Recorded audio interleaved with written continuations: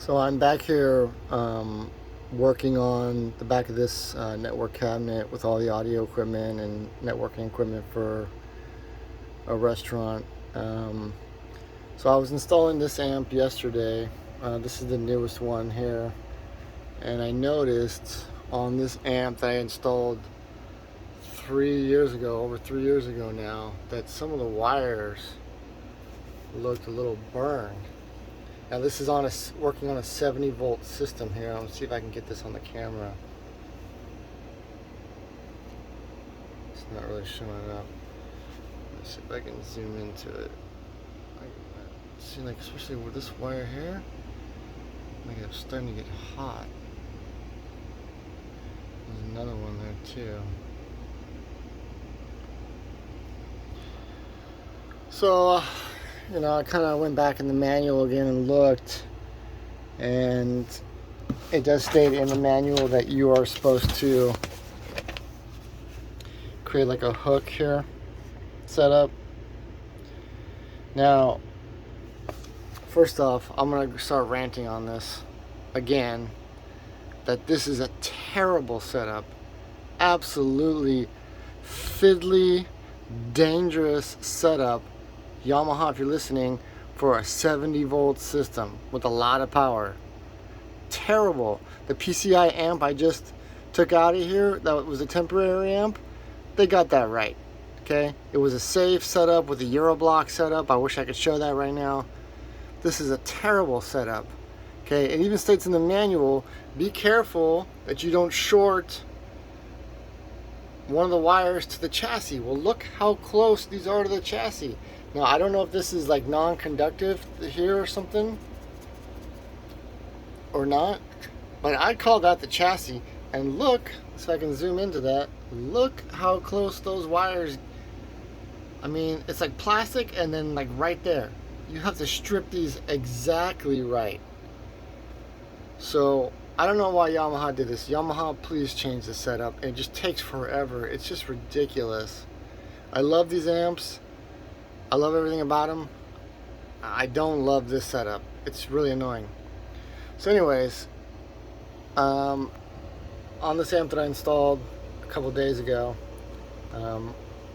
I did the hook setup basically like this. Because on these, I didn't do that 3 years ago. I just stripped them straight and put them in.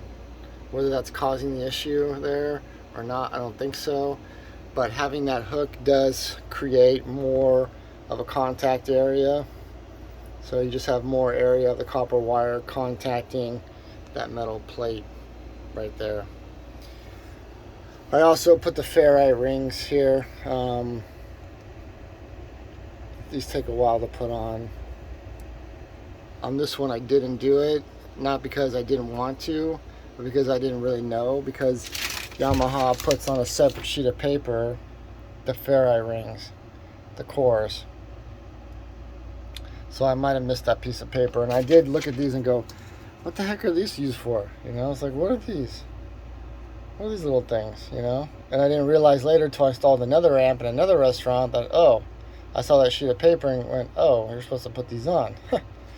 So on this amp install, I did it properly. I stripped it exactly the spec that Yamaha says. I even got my little gauge here that I use, a little strip piece of wire that I line up on the wire to make sure I strip it the correct length. I got my ferrite cores there, and I've made very, very sure that none of those wires are touching the chassis. Not even one little strand.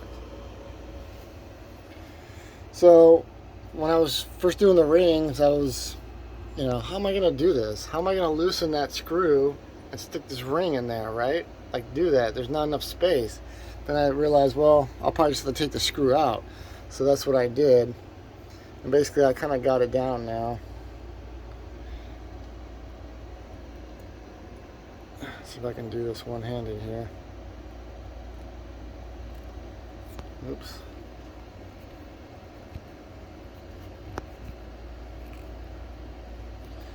So I just make my ring and shove the ring up in there like that. and then put the screw in. Let's see if that'll stay there. So you can see that, like that. Also too, it's funny that Yamaha shows you, I'm doing it the opposite direction that it states in the manual. It's kind of like, it's hilarious that they show you, like you're supposed to be able to do it with the screw in. Like how the heck, like, you don't have that space. This amplifier in the middle is a 4280D. It's a 4-channel. You do have the room.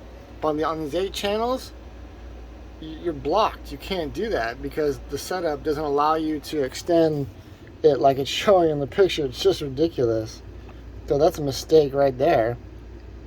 And they're depicting like a solid core wire, and these are all stranded wire, which makes it more difficult. Anyways, the point is, like, let's say on an outlet, electrical outlet, when you strip the wire and you make that hook and you tighten it, you orientate the hook this direction, because when you tighten the screw, it'll make the hook go tighter. It'll like grab the hook and twist it tighter, right? I have it the opposite way just because it was more comfortable to work like that. I found it very difficult to work the other direction. But I should note that I have, with these little plates here,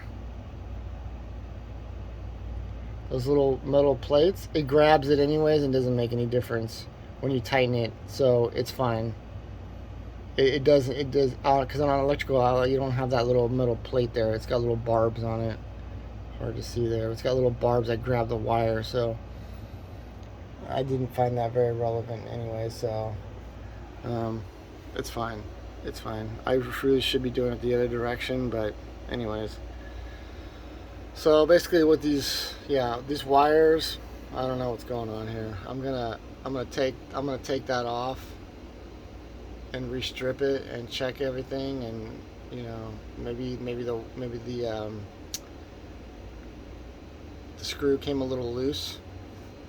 I'll check that. You know, these are 70-volt systems with a lot of power, and they'll have parties here that start, imagine this equipment's running private dining rooms, you know, with 4 subs in them and 10 ceiling speakers, and there's 3 separate private dining rooms, and these parties start at like, you know, 10 o'clock at night, and they'll go to like 2 or 3 o'clock in the morning, and they're blasting the music all night. Imagine these things are like running, you know, like 75% power for like 4 hours straight, 4 or 5 hours straight. So, you know, I just think that the wires got hot over time. Considering it's been there for 3 years like that, you know, doesn't seem too horrific, and how much abuse these things take. But just shows you how good these amps are, you know, and how well built they are, that they're still working 3 years later with all this abuse that they take. So anyways, I'm going to continue working on that and get that all cleaned up and wrapped up, and thanks for watching.